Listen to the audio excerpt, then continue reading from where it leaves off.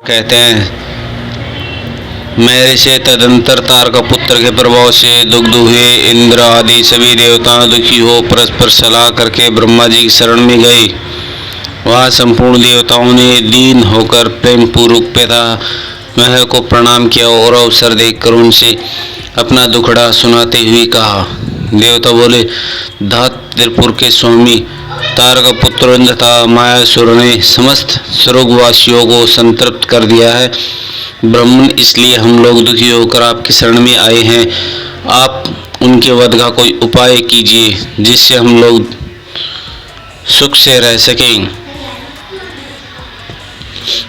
ब्रह्मा ने कहा, देवगणों, तुम्हें उन दानवों से विशेष भय नहीं करना चाहिए। मैं उनके वध का उपाय बताता हूँ। भगवान शिव तुम्हारा कल्याण करेंगे। मैंने ही इन दैत्यों को बढ़ाया है, अतः मेरे हाथों इनका वध होना उचित नहीं है। साथ ही त्रिपुर में इनका पुण्य भी दिव्यगंध होता रहेगा। अतः इंद्र सहित सभी देवता शिव जी से प्रार्थना करते हैं। वे सर्वाधीश यदि प्रसन्न हो जाएं तो वे ही तुम लोगों का कार्य पूर्ण करेंगे।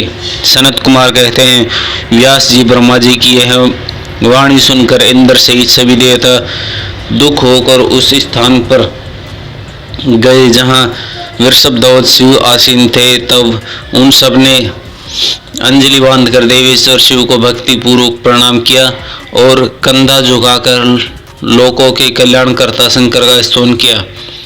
मुनि इस प्रकार नाना प्रकार के दिव्य स्तोत्रों द्वारा त्रिशूलधारी परमेश्वर की स्तुति करके सर्वहद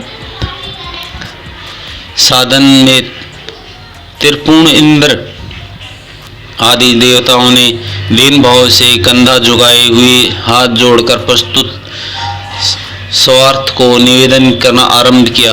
देवताओं ने कहा, महेश्वर तारका के पुत्र तीनों भाइयों ने मिलकर इंद्र सहित समस्त देवताओं को परास्त कर दिया है।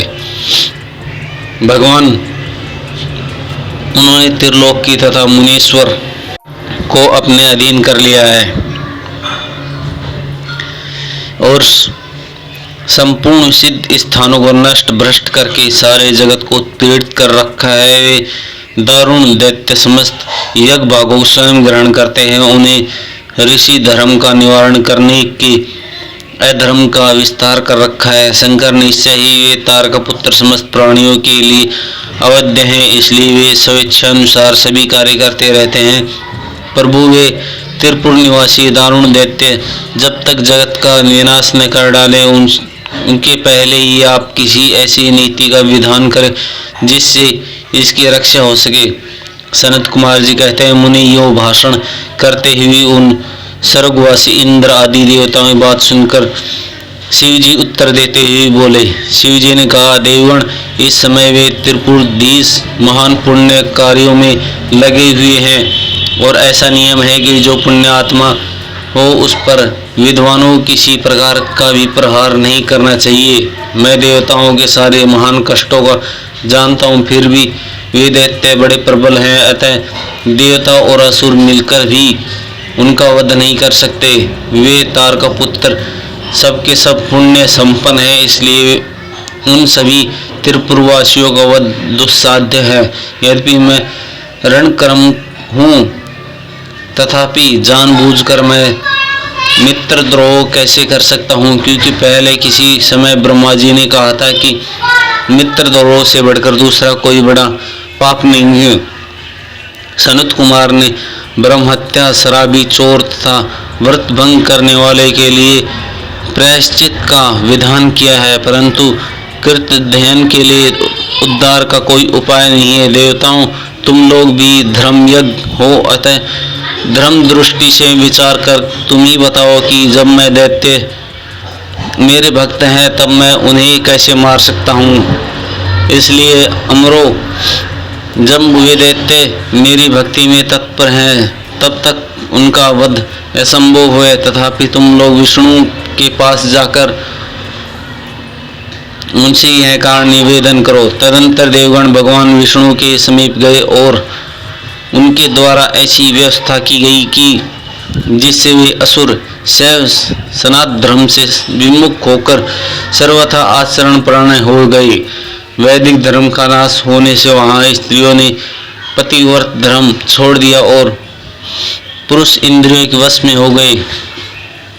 यूं स्त्री पुरुष सभी दुराचारी हो गए। देवराधन, श्राद्ध, यज्ञ, व्रत, तीर्थ, शिव, विष्णु, सूर्य, गणेश आदि पूजन, स्नान, दान आदि सब शुभ आचरण नष्ट हो गए। तब माया तथा अलक्ष्मी उन पुरों में जा पहुंची। तब से प्राप्त लक्ष्मी वहां से चली गई। इस प्रकार वहां अधर्म का विस्तार हो गया। मुनि तब स्वेच्छा से भाइयों सहित उन दैत्यराज की तथा माया की भी शक्ति कुंठित हो गई।